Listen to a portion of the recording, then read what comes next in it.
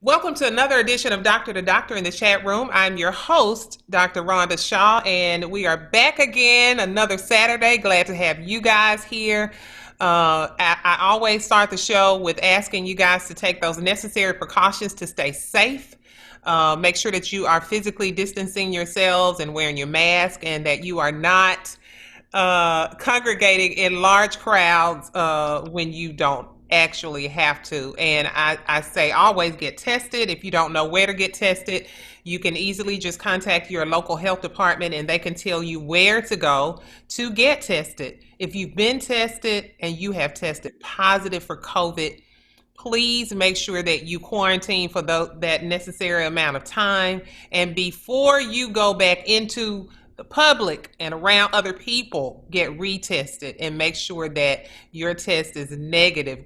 Don't just go get retested and then don't wait on the results. Know that they are negative before you expose yourselves to other people. I am so glad to have Mr. Leon Gray back with me again today, and we have added an addition to our show, the very own drum roll, Representative Johnny Shaw. We are so glad to have you. Always glad to have you. I don't think either of these guys need any introductions, but we are still talking politics.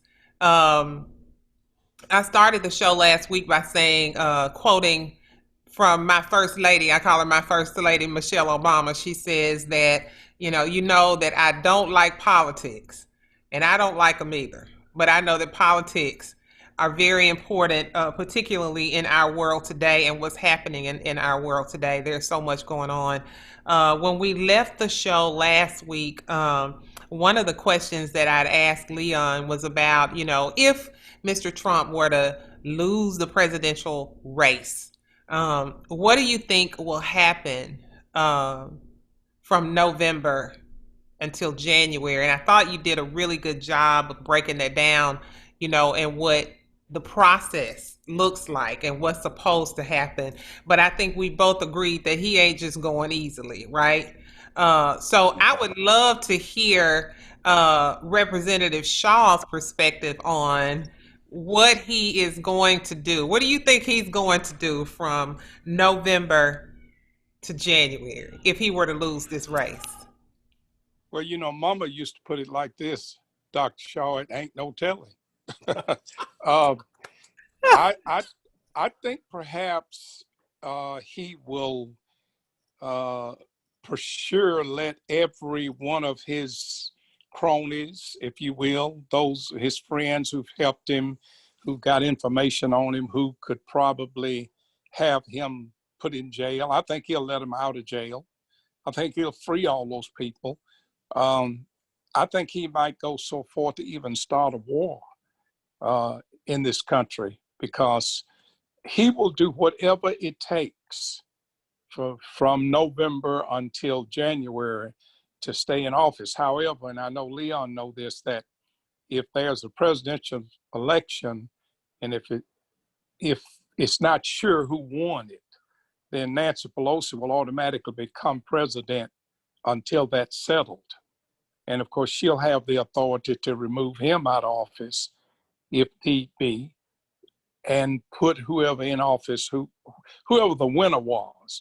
But he'll probably stay there until that's settled. And of course, we know all of the different things that Mr. Trump is doing right now to perhaps set the stage. I noticed yesterday, RNC, when they nominated him for another term, he said, if you really want to upset him, don't say 4 more years, say 12 more years. He's setting the stage. Oh, wow. Yeah, he's setting the stage because I think what he wants to do, and it's been said, and I've read different articles, he wants to be a dictator. And of course, politics itself, and I probably should have said this at the outset, there's never no answer to politics other than the truth. I mean, you can never figure out what people are going to do in politics other than those who practice and tell the truth. Anybody that will distort it or tell a lie or tell something different from what it is, you never get a real answer, because some people, I mean, and I say this very cautiously, but some people will just believe what they hear. I mean, if you tell them something, if you tell them everybody's wearing red suits, it might take a few weeks, but everybody will start wearing red suits. I mean, they'll just believe it. So he distorts it so much and tells so many sides to what is not true. People don't really know what to believe, but I guarantee you everything he says, he's setting the stage to protect himself. So there is really no telling. I'm really worried. I really am concerned. Out of all of my years of politics, I'm very concerned about what will happen in this country between November and January. I And express. having said that, excuse me, what I'm really concerned about is what will happen if he gets 4 more years. Oh, yeah. And Yeah, I expressed that same concern to Leon. I said, I don't hear a lot of people talking about that. I'm really concerned, what could happen during that short span of time. Um, yeah. yeah. I Well, agree. I, Well, he'll have to do it quicker. If he loses, he'll have to do it quicker Yeah. than he will if he get 4 more years. He'll stretch it out, and Lord, there's no telling what he'll do. Yeah, Hmm.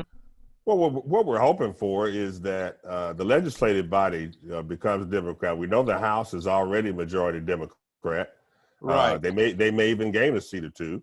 Hmm. But Yeah, if we could flip 3 seats in the Senate, in the Senate. Yeah, if you flip 3 seats in the Senate, then Trump's neutered. I mean, he'll be like yeah, Obama was pretty much in his first 4 years. Hmm. yeah, He'll be going against a totally Democrat Senate, Republican Senate and House, and Obama went against a totally Republican Senate and House as yeah. far as And majority. you're right, Leon. And that's what we need.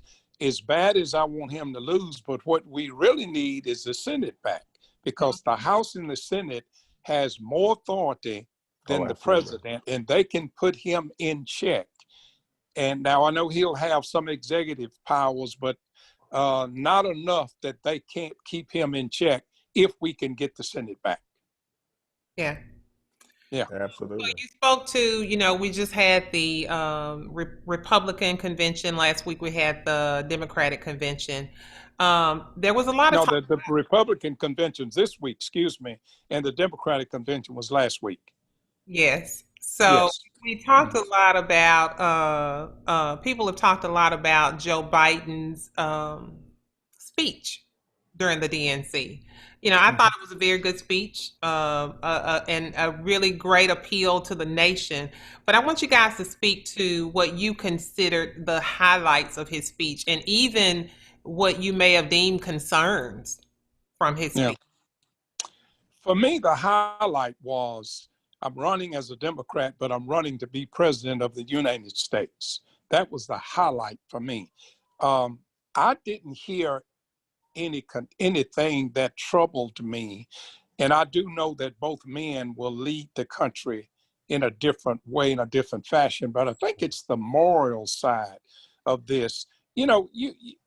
What first and foremost, and I don't know if you guys would agree with me or not, but not many people, it's only a few people. I won't say not many. It's just only a certain group of people that like Donald Trump. And when you don't like people, you really can find more wrong with them than sometimes what's really wrong with them. But the real issue here is the moral side of this. Uh, I'm a citizen of this great United States of America. I love America. This is a great country, great opportunities. The list is endless. So why would I want a liar, a cheater, a thug to to represent it? I mean, I want somebody at the head of this country who represents this country in a fashion that models what the country is. And America does not model what our president is. I mean, we do have problems, but we're pretty good at solving our problems when we've got good leadership, when good people can chime in. And what I think Joe Biden will do, he may not be the greatest leader in the world. Maybe he's not a Barack Obama, and some people got their own opinion about that. But he will bring harmony and unity back to this country, and that's what we need. Mm-hmm. Yeah. What do you think? Something we didn't talk about in last week's show that's been on the front of my mind since this man was elected, Donald Trump, is IQ, intelligence quotient, for those who don't know what IQ is, like Donald Trump. There's a certain level of intelligence that leading the top country in the free world requires. Absolutely. First of all, just to be able to understand the handbook from which you got to work from, which is the United States Constitution and the laws of this country, which he has shown many times by you mentioned it, Rashal, you mentioned the fact that the executive powers are limited. He doesn't know that. This man sat down a couple of weeks ago, one of the rooms in the White House, and had a stack of executive orders, and just started and took his shopping out and decided he was going to do this and move money and move troops and all of these things that go through Congress. He was trying to do with executive orders, which speaks to my concern about his intellect. Why that doesn't bother his so-called party? How can you have a person that totally doesn't understand the rules of the game? It wouldn't work in baseball. It wouldn't work in any other sport. It wouldn't work in any other phase of life that somebody comes into your company and doesn't know how your company works, and they are in charge and take over the reins to lead. But in this particular scenario we've been faced with for the last 3.5, almost 4 years, this man knows nothing about how the United States government works and is in charge of the government. So the biggest thing that concerns me about 4 more years of him is the fact that he got away with the first 4. Yeah. That would be overwhelmingly concerning to me. Yeah. I was able to, the people like me, I got 4 more years. You mentioned war, I'm sure of it if he got reelected. I'm sure of it. Yeah, and you're so right. I mean, everything you say, I totally agree with you, because again, and he's representing us. He is supposed to be the epitome as to what this country is. But it brings me to another piece. That's why this year I have decided, and I'm making it very public, I'm not going to vote for anybody, even if he is a Democrat, that supports Donald Trump. Because if you support him, you believe in what he's doing. Yeah. And I think all you're doing is adding fuel to the fire to bring others in that support his efforts and what he does. And so if you're a Democrat and you say, I like Donald Trump, I don't agree with everything he does, but I like him, I'm sorry. If I can vote, I can't vote for you, because you're part of that problem too. We need to brush up. He talked about, and you know what he did though, guys? He set the pace for what he's doing. He said he was going to Washington to clean the swamp. He did drain it. Absolutely. Right. And what he's doing, he's vice versa doing exactly what he said he was going to do. And people keep saying he's not a politician, he's a businessman. That is the reason he doesn't need to be at the helm of things, because if you're not a truck driver, you have no business under the wheel. It takes a politician to deal with other politicians. Now, why would you be at the head of a country like America and you don't know nothing about politics? It just doesn't make any sense. This whole thing has just been a hoax. Of course, this has been planned, though, for a long time. Barack Obama, I don't want to say he was the cause of this, but certainly when he came on the scene, this was enhanced. That we got to get somebody up there that's going to put people of color back in their place. Whatever that is. Whatever that is. Whatever that is. In other words, if they don't take our RC colas and moon pies and do what we say, we're going to put them back in their place. That's what this is about. I mean, come on, we may as well speak truth to this. I know this last night. course, I know this show is Saturday after the RNC, but I noticed the black guys on there praising Donald Trump, said they were raised in the South and they know what racism is. And he's anything but a racist. So they took his RC Cola and moon pie. They had to, because we know what racism is. All of us know. I mean, if anybody know what racism is, black people know what it is. Praise the Lord. Yeah. Leon, you talked about, the Republican Party being constitutionally driven, but yet, They will, yeah. but they will hold their nose and vote for their guy. Mm-hmm. Yes. I said that in the last show. I said again that they will stick with whoever that guy is. They've thrown some turkeys out there. They threw two of them. Well, one of them at least, at Barack Obama. They threw Bob Dole at Bill Clinton. You remember? Yeah.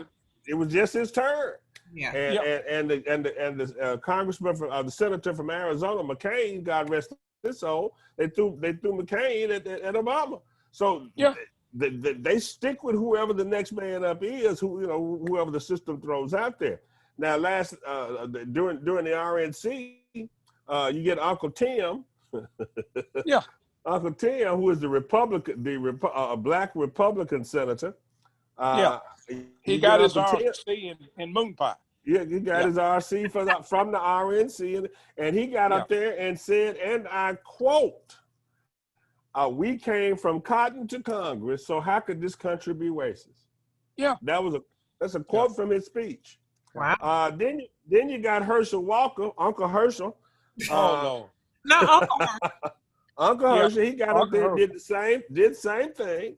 Mm-hmm. Talked about how great the South was, how the South gets a bad name, a bad rap for racism.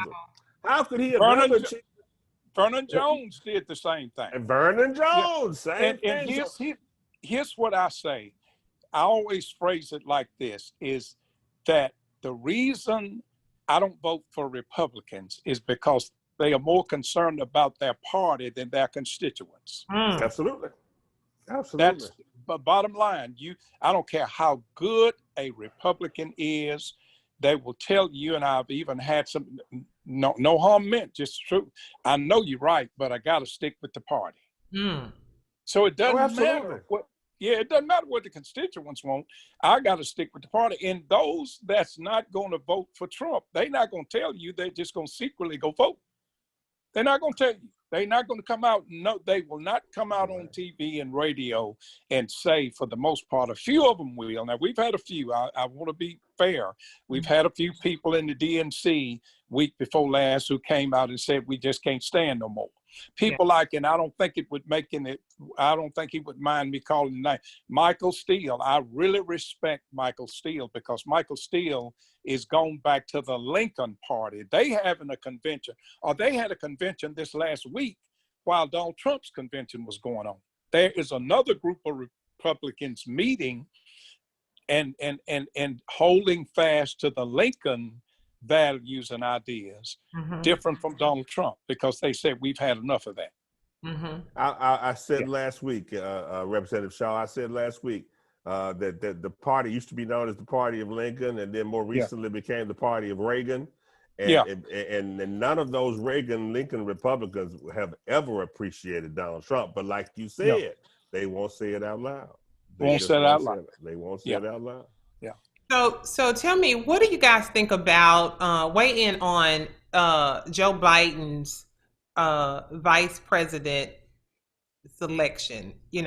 Particularly as opposed to what the alternatives were. How do you feel about it?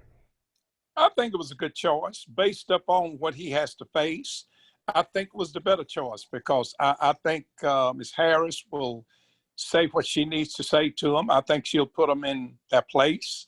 And my choice would have been Susan Rice. I'll be honest, I like Susan, but Susan is soft and Kamala is not. I think he made a good choice based upon what he has to deal with. I really do. So I'm happy, and you got to understand, we can't do no worse than what we've done. That's the truth.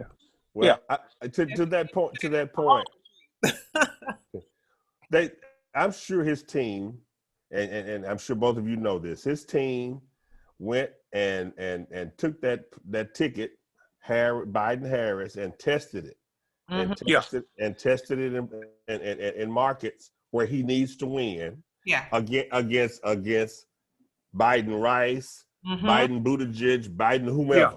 Yeah. Biden, and she came out. I guarantee you, she came out polling better than the other tickets that had other names on them. That's how we got where we are now. Oh yeah.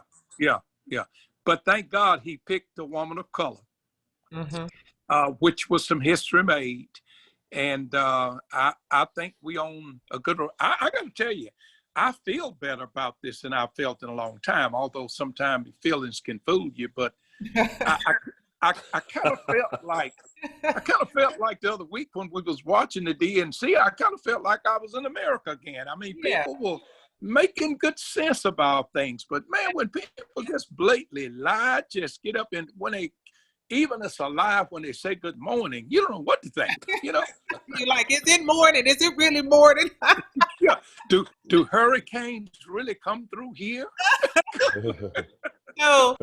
I mean, So we're going to continue with D2D in a moment. We'll be right back, guys. And we're back on 94.7 FM. We're talking politics. I am here with Representative Johnny Shaw and Mr. Leon Gray. We were talking about Kamala Harris when we left. There has been a lot of talk about Kamala Harris's track record with arresting African-American males. Now, I want you guys to do two things because you both made it clear that you fully agree with Biden's choice, right? And that he made the best choice for this ticket. But, you know, is this, number one, going to be something that's going to hurt the election, the race in terms of, you know, from the Democratic Party side? And another good point to make is what Leon spoke about last week. You know, just the fact that she's a female and how being a female, you know, impacted Hillary race. You know, we remember that. So, he made history.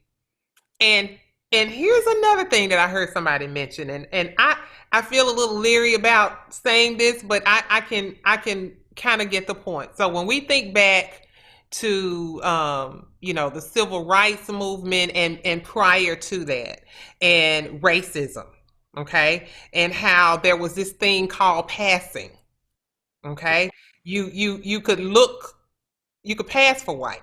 You could look white enough to be white, yeah. So some people even feel that was even a part of the selection process. From, you know, I hear you, Leon, you're saying, hey, it's been tried and tested. His team has taken these, you know, all of these out. But just speak to it from the whole picture. You want to go first, Leon? I'll go first. It doesn't matter. I'll go first. I first of all, I'm not certain that pigmentation had anything to do with this pick. Keep in mind, I think Rashawn, my first pick are the same, Susan Rice. I think Susan Rice might be a little brighter than Kamala Harris. Now something that she's going to face. Her dad is Jamaican. That's not African American. That's African Jamaican, or even British. If you looked at what the ownership of who controlled Jamaica at the time he was born, and his mom is from India. She's not American Indian. She's from India. So to call herself an African American is a stretch by anybody's assessment of what an African American is. A true African American was Barack Obama, dad from Africa, mama from Nebraska. Yeah, they can question it all they want, but he's a black man. Absolutely. So I do Twitter a lot. It's more politics on Twitter than Facebook. And as a matter of fact, there's too much politics on Twitter. I agree. And a lot of black people have really black women have really taken some sort of offense to Kamala Harris for, back to that word, passing. She's not passing as white. They think she's passing as black. So, Yeah. and Well, brush out. Let me say this: in your legislation, when you're in committee, sometimes is it hard to get women to support women, or do women generally support women without thinking about it? Because I think it's harder to get women to vote for women. I don't know if I've seen it that much in the legislature. It kind of just depends on what side of the aisle you're on in the legislature. But I think, you know, our host here, Dr. Shaw, brought up 4 or 5 different shows that could be discussed. Number one, I think what we have to do is to think out of the box. Mm-hmm. At least Joe Biden has set the stage for us to come out of this. It may not be exactly what everybody wants, and I don't think you're going to ever satisfy everybody. Yeah. But Lord knows, we all know in our hearts, if we think out of the box and think about that the Biden team is better than the team we got. So to get where we need to get to, why would we dwell on these minor issues that really don't make a lot of sense? I think part of it may be jealousy. Well, he could have picked me, Yeah, he could have picked me too, but he didn't. But here's the deal. Let's do what we got to do with what we got, because at least we've got something better, than we got a future to look forward to with the Biden team. And maybe it's not exactly what we want. So I think I'm saying this to say, I kind of wish all those folks on Twitter and Facebook and all of them women who talking about this, that, and the other, and about her not being a true African American and all that stuff, I just kind of wish they'd shut their mouth and go vote for Joe Biden. You know what? And Kamala Harris. This is the reason why. I'm being straight with you. Yeah. And this is the reason why, and I'm so glad you said that, because this is the reason why I bring it up, because I know what's being said, right? And I want someone to address it and help people to understand the importance of, as you said, not focusing on these petty things, as opposed to how crucial it is that we not only go vote, but we go vote for Biden and Harris. You know, Yes. So that's the reason why I bring it up, because I want to bring some kind of sense and clarity to it for the people that think that way.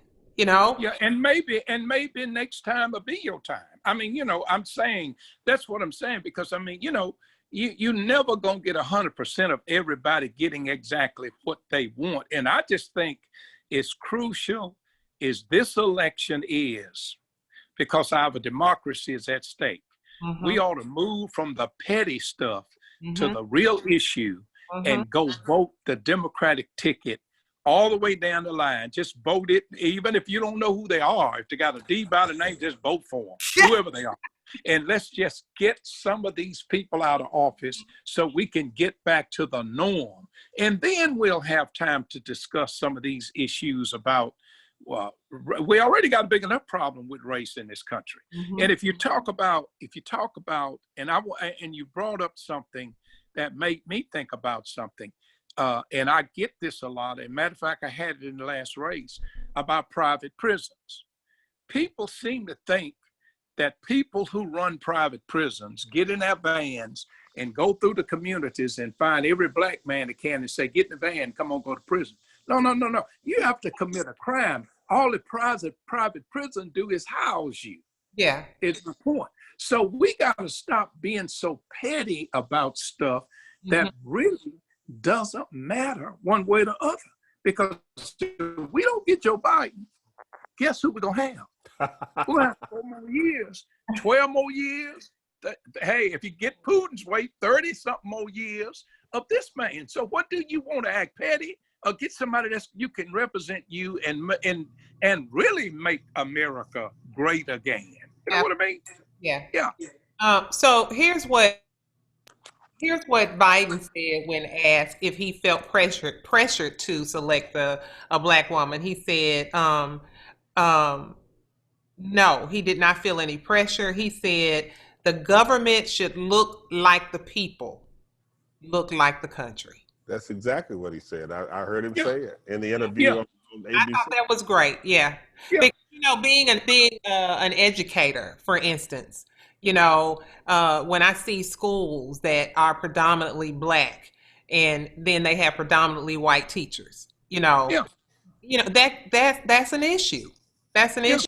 So yeah. I totally agree with him, and so I appreciate you guys addressing that. Um, And so before you go to the next thing, I just want to jump right in and say this. What if she had just been black as tar and been a black woman? Somebody would have said, you know what? She's too black. So you will never, these are people that you never will satisfy one way or the other, and they looking for a reason. Those are the people, ladies and gentlemen, that you really need to make sure that they go to the polls and vote one way or the other, because these are the people who are setting the stage to say, I just won't vote because I don't like this. Well, and, you're not helping anybody.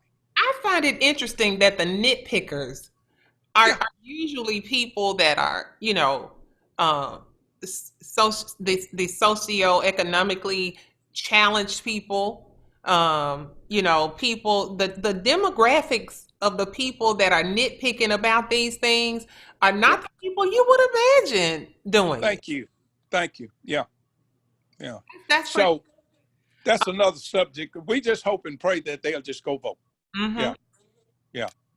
So we've been since March, maybe even prior to that, we've been in the midst of a pandemic.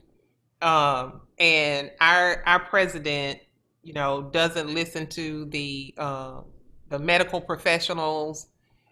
He said every, for the lack of a better word, stupid thing in the book about the coronavirus, and wasn't encouraging even his team of people, to wear a mask at some point. Um, do you think that the Biden Harris team will be able to readily get this virus under control? I remember Leon talking about the governor of New York on the last show, and what he did and the measures that he took to get those numbers down, right? And we were talking about, you would think if nothing else, the man would just say, hey, let's just look at best practices. What have these people done to flatten the curve in their areas, and let's just try to do what they've done, and let's and make this thing right. It's getting so out of hand. The numbers are steadily rising. Will they be able to quickly, you think, get it under control? Well, I no, I think they'll follow best practices and what Joe Biden said, which makes sense.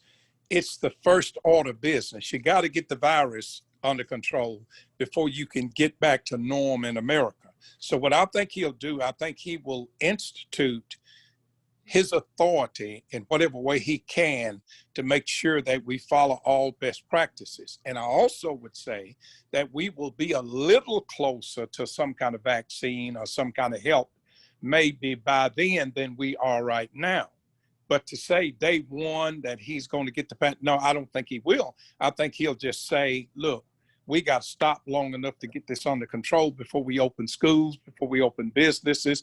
And I do know, being a business person, I can feel the pain of people not being able to open their doors. But as a government official, I think what the government needs to do is to provide the resources to small businesses, to families, and everybody else that they need to survive, and also encourage them to follow best practices till we get this under control, and then get back to work and forgive them for the loans and for the monies that we give them, because it's not their fault. Mm-hmm. But and I know a mom and pop, if they live off their business, they need money. So let's send them some money to live and Sure. let them keep the doors closed until we get this under control. That's what I think we need to do.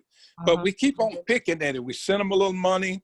Then we say, y'all go ahead and open back up. And then the virus start rising, breaking out again. Yeah. And we're having the same problem over and over again. I think Joe will just stick with best practices, follow the health officials' advice, and give folks some money and get this thing under control. That's what I think he'll do. Mm-hmm. I think, and I totally agree with everything that Representative Shaw said. Johnny, you're right on the mark. Looking at Andrew Cuomo at this particular point. Mhm. He would have to be the foremost authority on leadership in a large population, largely populated area for doing the things necessary from a leadership, a political leader's perspective to control and then bring down the virus. I see him being asked by our new president, Biden, to lead a task force, lead a team to do that nationally. I think he's the foremost authority. I think Dr. Fauci, and the reason we haven't seen Dr. Fauci had to have surgery. A lot of people talk about he got fired. Now, Dr. Fauci had surgery, but he'll be back. But I think Fauci and Cuomo and a few more of these people who have gotten it right from the beginning will form a task force that will be part of the White House team to approach getting this thing down nationwide. And just like Johnny said, that you can't close for 30 days and then open up for 60 days and expect everything to be all right. We have the model. New York is the model for bringing the virus down. Absolutely. So why not use your model? And I think what the government needs to do, in addition to that, is to stop being so picky. If a man or woman can prove that they lived out of their business, they ought to get some money. We should lay aside all of that extra screening and stuff that you got to go through and answer all those questions. And we should get the checks out. We shouldn't sit around and wait for people to starve to death. And so we should get the checks out. We should get the checks out to the individuals, those that are working, those have got incomes where they draw, Social Security, whatever. Maybe they're okay. But people who had jobs, who lived out of their businesses, we need to reach out to those people like 3 months ago and make sure that they were in good shape and could live, and say, keep your doors closed until we fix this thing. And I think you're right. New York was a great model, and that's what I think Biden will do if he becomes the president of the United States.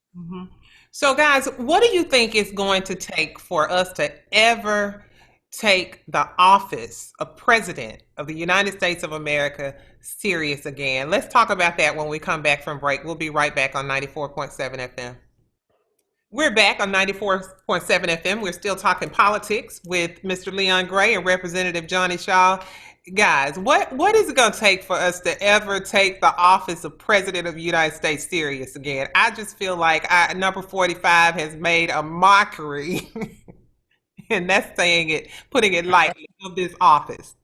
I think, I'll take this one first. I think a good group of people who take their job seriously in the House of Representatives and Congress and in the Senate, as well as in the state. And first of all, get rid of this electoral college deal. Let's throw that out of the window and let the popular vote be. Let the people speak about who they want. I just want to interject, because we are a democracy, and the people speak. Yes, right. But we're actually a democratic republic. If you read, I had to jump in right here. We are a democratic republic, and when you add the republic behind democratic, it speaks to the fact that the voters speak to the people that actually cast the vote. Yes, that's exactly right. But when we take that serious, I think we can take, and I believe that what has happened here, I think we've all learned that we need to be careful who we elect as our next leader. Because again, I think good, sound thinking citizens want somebody to represent them and not to be ashamed, somebody who can read and somebody, who can articulate and lead people. And I'm thinking about as a pastor, I'm thinking about as I would hate to have a pastor who couldn't read. I wouldn't look down on him, but I would hate to have somebody leading me that couldn't read, couldn't understand, don't know anything. I mean, how are you going to help me? Unless you're just getting it by osmosis or something. Yeah. Yeah, or whatever. Anyway, that's what I think will happen. So I think we'll all be careful again before we elect another president, and hopefully we'll take as serious as electing a mayor, Mm-hmm. city council, Mm-hmm. people. All politics is local. We need to not only start at the national level, we need to start at the local level and move up to the national level. Mm-hmm.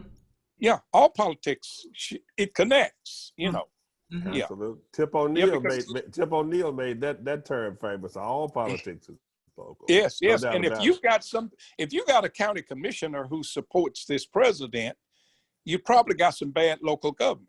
Mm. Good point. Good point. Okay. That I, was my point a while ago when I said that's the reason I can't support anybody who supports this president, because all of these people are connected with one another. And if you're going to clean the house, you need to clean the whole house. Mm-hmm. Yeah. To your point, Dr. Shaw, and your dad's absolutely correct. He's absolutely correct. But to your point about reestablishing the office of President of the United States to the prominence it had prior to the president number 45, I honestly believe there are a couple of things that have to happen to assist the next president in that effort. Mm-hmm. First and foremost, the decorum in the House and the Senate has gotten ridiculous. Yeah. We need to really understand that working bodies have to look like they're working bodies and not arguing bodies. Mm-hmm. And Yeah. we have become in national and state government, Yes. local government, the Hatfields and the McCoys. You Mhm. can't be right if I'm right, and you're wrong if I'm right every time. Yeah. And working across the aisle, it's become, Representative Shaw knows it first and foremost, it has become very difficult with the walkout majority in Nashville to get any legislation to benefit the Democrats and the representatives that are there in the House. Mm-hmm. Same You're in the exactly Senate right. in Tennessee. But on a national level, they get the most television coverage, the most newspaper coverage, most radio coverage. They have to remember the decorum for which they were elected, and that is to operate as a body of legislators for the people that sent them to those offices, and not Amen. people up there with boxing gloves on Mm-hmm. and ready to fight at every turn. Yeah. And That's exactly. that's going to help give the White House it's due again. And until we get Yeah. Uh-huh. we need a makeover. We need a makeover in the legislative bodies. Absolutely. And I remember when I first went in the legislature, it's been 20 years this year. Now, we had Democrats and Republicans, but it was one thing for sure. We were working together, and it was about 7 of us. And I've been fortunate enough to be on Finance, Ways, and Means ever since I've been in the legislature from day one. Mm-hmm. It was about 7 of us, both Democrats and Republicans, were going to make sure that we had a good budget for Tennessee at the end of the day. We didn't go in there thinking about I'm a Democrat and I'm a Republican. We went in with the notion and the idea of passing a good budget for the people of the state of Tennessee. That no longer exists. Mm. That's gone out the window. Now it's a one-sided show. You know something else I noticed, because I've known you since you've been there. Yeah, right. And one thing that stood out to me is during the majority Democrat rule, in the state. You would be in Nashville from January to really about mid-July sometimes. Yeah. And I remember distinctly how when it became, majority Republican, you may get home, you may finish your session in April. Yeah. I was like, what happened? What was the big? Well, and there's 2 sides to that. That's positive and a negative. I will admit we stayed too long. Okay. Democrats were in charge, but we don't stay long enough when the Republicans in charge, because what most of the Republicans do is their vacation at a certain week in April.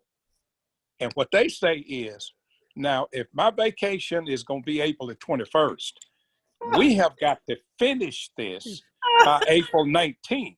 Okay, He's We right. come up, whatever we come up with by April the 19th or 20th, got to work because I'm catching a plane on the 21st. Okay, because my vacation is more important than the constituency Oh, wow. that I represent. Yeah, so it's two sides to that. Now, again, I will admit July was a little long for all of us. Yeah. It really was. But at least we stayed long enough to do the business. I can remember years, and I know we're talking about the federal government, but I can remember years when really and truly we just had to stay long enough to make sure that things were done in order to keep from having to go back and have a special session and fix things. And if you notice, under the last two Republican governors, Haslam and Lee, before Bredesen, we've had special sessions under both of them. The first special session we had under Haslam, we had to go back and fix something that we went through so fast, we messed up $60 million of federal money that we were going to get. We had to go back and fix that.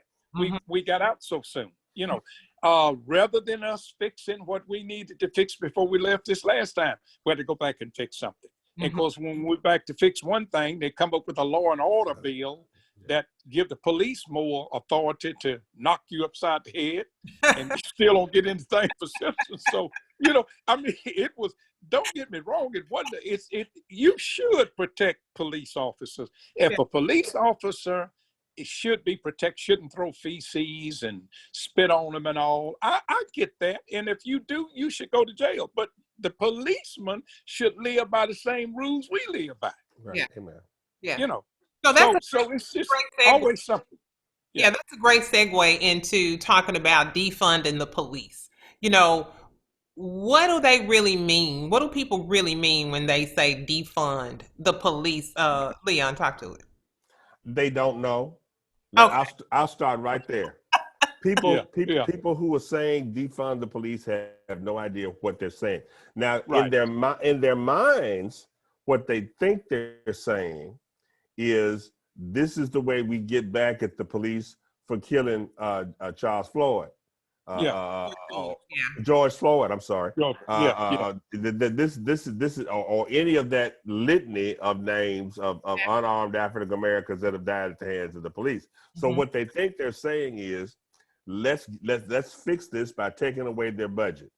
But that's just going to fall on deaf ears because while I'm not a law and order person, I'm a law and order person. I just mean it differently saying it as a black man than when we hear it from people that are Caucasian. When they say it, generally it means lock all of us up. That's not what I mean when I say it. What I mean is that that without laws and people to enforce them, we have chaos. Yeah. And let's just be honest. Amen. Because we got chaos with men and women wearing the blue and the badge every day. Yeah. So can you imagine the chaos without it? What needs to happen along that defund vein is rebranding. That word defund needs to go by the way of the dodo bird. It needs to become extinct. There's no such thing. That's like saying defund education.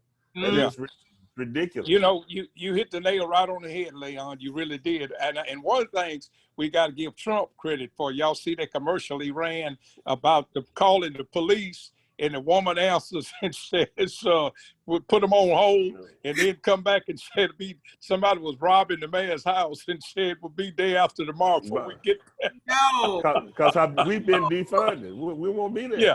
Because we've been defunded. No, you're right. I mean, you're exactly right. They don't know what they're talking about. We need good, and let me tell you, there are some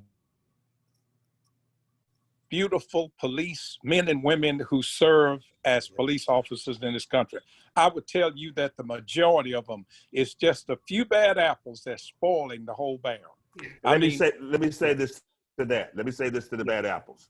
What we need to have happen, and you mentioned this a little earlier, I'm just going to be a little more broad with it. What needs to happen is that when they do wrong, I don't want to rush to judgment, but when a man is shot in the back 7 times unarmed, then we don't need to have a committee come back and tell us that was a good shoot. No, that's the problem with police relations. That's the problem we have right now with police relations. Everything that is blue backs up everything that's blue. And I understand that. I don't like it, but I understand it. And in order for us to have a better public relations view of the police, and the police have a better a view of the public than they have now, we've got to treat police officers the same way we treat the people they police. And that's equally. When they do something wrong, they've got to be held accountable immediately, not 3.5 years from now. That's exactly. And that's why I want to go back and pick up that same bill, that law and order bill that was passed, and say, it's nothing wrong with this part of the bill, but let's add the same thing to the other side of the bill. The missing people.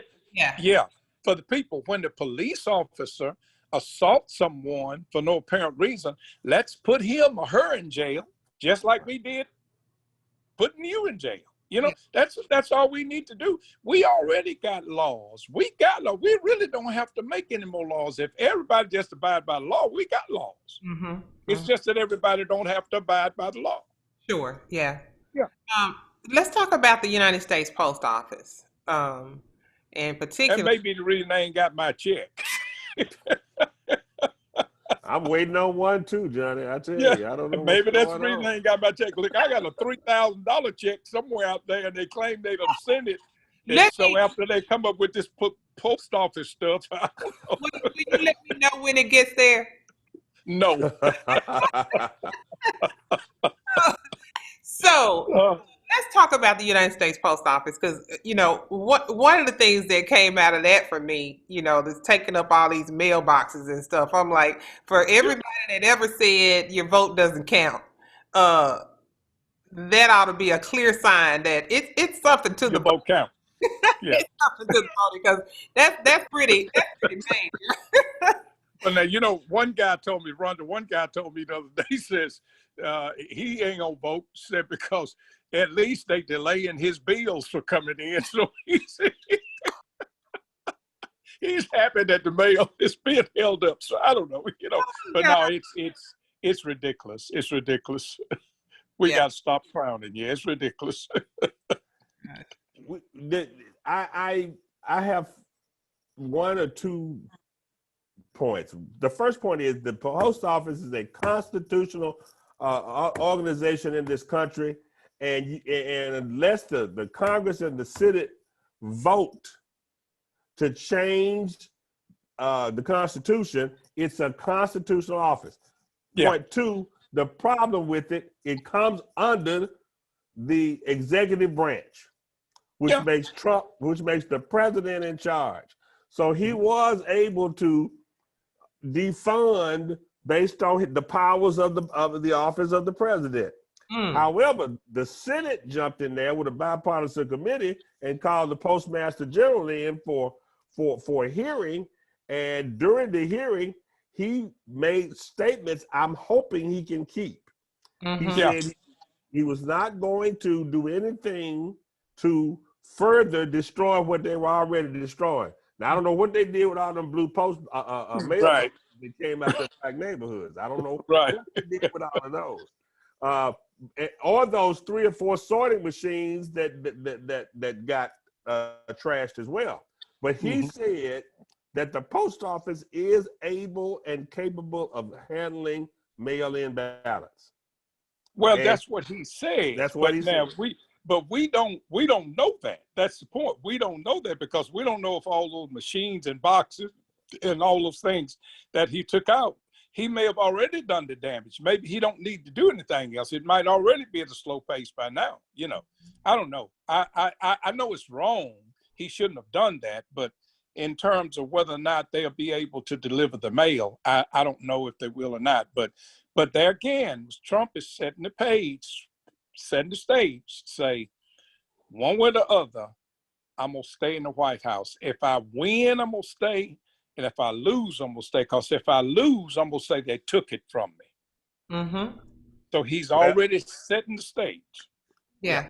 well, we have 4 or 5 states that are already almost exclusively mail-in ballots. Yeah. Almost Yeah. exclusively. Michigan earlier this month has said that they're going to allow, and that's a swing state. That's a very important swing state. They said that they're going to allow ballots by mail. All of these states are choosing to do so individually. Mm-hmm. Right. In the next 30 days, we should know exactly how many states will be allowing those ballots, mail-in ballots. And then what happens? Well, here's what I think happens, and it's unfortunate. I believe that if the votes are not registered on election night, we could have a 2 or 3 week count off. Does anybody remember 2000? Oh, Yeah. yeah. Mm-hmm. The hanging chance. Yeah. Exactly. Oh, yeah. Yeah. So, And that's what I'm saying. See, and so at the end of the day, when you get through with all of that, because honestly, I think the pandemic or the virus, I think, my daddy used to say, you give a man enough rope, he'll hang himself. I think the president has pretty well hung himself by the way he has handled this virus. Because when you look at 177,000 people have died from this virus, look how many other folks that affected, that was someone's dad, mom, uncle, nephew, whatever, who will probably say, well, he handled it so bad, I'm not going to vote for him. So I think he knows that perhaps he has lost it. So that's why he's setting it up like it is, to say, if he said it yesterday at the beginning of their convention, not yesterday, I'm sorry, the other week, at the beginning of their convention, if I lose, it's going to be because they take this election from me. That's what he said. That's his first words. what about Kanye West? Who? Oh, Lord. Oh, Lord. Somebody doesn't give him another RC and a moon pie. Oh, Lord. Who can get in touch with him? I refuse to dignify Kanye West with any serious conversation. Really don't think he can negatively impact this election. He could. With the young people, I don't think he can do it with people actually voting for him. Right. I think his verbal influence with some young voters. We talked about that in last week's show. Yeah. Bro Johnny, if we could get the 18 to 35-year-olds to the polls, then we could up the voting rate to 75%. Mm-hmm. Yeah. And that's what we're going to have to do, I think, because like I said, that is a danger of splitting some votes. And what I think is he would take more votes from Biden than he would from Trump. Obviously. Yeah, but obviously, I don't see that many people vote. I mean, there's some young folk that'll get out there and unceremoniously say, yeah, I'm with Kanye. But I don't think they go to the voting box and punch Kanye. And he's on the ballot in what, 4 states now? I think, yeah. Tennessee is one of them. I don't know I know he was trying to be here in Tennessee, but I'm not sure if he ever. I'm not sure it happened yet either. I got to call the election commission and find that out. So back to mail-in voting. I want this on. Go ahead. I want this on the record. 5 states that have been exclusively voted for years by mail: Colorado, Oregon, Utah, Washington State, and Hawaii. Yeah. They've been doing it, and nobody's been complaining about it. Not even 45 is complaining about that. So no, he voted by mail. He voted. He's a mail-in voter. Yeah. Not a hypocrite. Talk about a hypocrite. Yeah. That's what preachers do. We call him out. He's a hypocrite. So as I go to my final question, because Representative Shaw, you mentioned something earlier about Trump and dictatorship, and I wanted to ask, what do you think the chances are of us actually going to a dictatorship? But before you guys even even address that, I want you to go ahead and put your pastor's hat on, because as we leave today, I would like for you to offer prayer. So what are the chances of us even going to addiction? Let's say Trump is in the White House, another, he gets elected. Um, is that even possible? I don't think so, because we've got a majority House. Mm-hmm. And I don't even think we got enough Republican senators that would go that route. I think you got some that would, Mm-hmm. but given everything stayed the same, let's just say the Senate stayed where it was and the House stayed the same, and he get reelected, I think he would make every effort to try. And what I think may be, and I don't know, it may be something I'm missing, because he might do something with some foreign power or something in some way that we don't know about, that would put us in a situation that Mm-hmm. maybe we're not even thinking about right now. Mm-hmm. But it would really be hard for that to happen. But I do think that would be his goal. I do believe that if he gets 4 more years, his goal is to never leave the White House, and to not only stay there, but to fix it so when he leaves, one of his boys will take it. Mm-hmm. And now that someone may say that's a scare tactic, but I honestly believe that. Mm-hmm. No more scary than what they were doing at the convention in the Republican and the RNC. Every speech was scared. They're going to take away our guns. They're going to take away our neighborhoods. So yours is no more scary than that. Yeah. That yours is no more scary than that. The Yeah. War Powers Act would give a sitting president the opportunity during wartime not to have the election. Yeah. The War Powers Act would extend the election to at such time as that we were not at war. Right. So other than that, and my history is pretty good. My civics is almost as good. Other than that, I can't think of a way he could get past 8 years if he were reelected. Yeah. Well, but I think he would be willing to do something such as that if he got reelected. I do too. I think even if it was short, I think he might do that. So I don't know. I mean, he's pulled so many tricks out of the hat. It's just hard to know what he might do. Yeah. And I know you're talking about putting on the pastoral hat. We have to love him, because God demands that we love each other regardless. We really do. That's the hardest part of being a Christian. That's the hardest part. That is the hardest part. Love people that won't love you back. But however, he just don't need to be president of the United States any longer. He just don't. Yeah. People, I've enjoyed it. I thank you guys so much. It's always wonderful to have the radio voices in the house with me. Y'all make me a little nervous, but I get through it. Because I got. You're trying to be a DJ yourself now. I got my daddy and my friend. Yeah. Well, I am so glad you came back again yet another Saturday, and I'm asking you guys to vote. Get in the mindset of voting. Get in the mindset of getting on board to help with the voting process, whether it's helping people get registered to vote. Think about, getting people to the polls to vote. Think about the young people that that are in college that may not know the process, and help them through it. Give them the information that they need. And please appeal to these young folks, because they can appeal to other young folks on these college campuses. We need our young people just as much as we do the more seasoned people that have been around the voting process for a while. Use your voice. When you don't do it, you are not protesting. As I said on last week, you're not protesting. You are silencing yourself when you do not exercise your right to vote. So get to a close, I'm going to ask Pastor Shaw if you would just give us a word of prayer, and we will get ready to move to a close.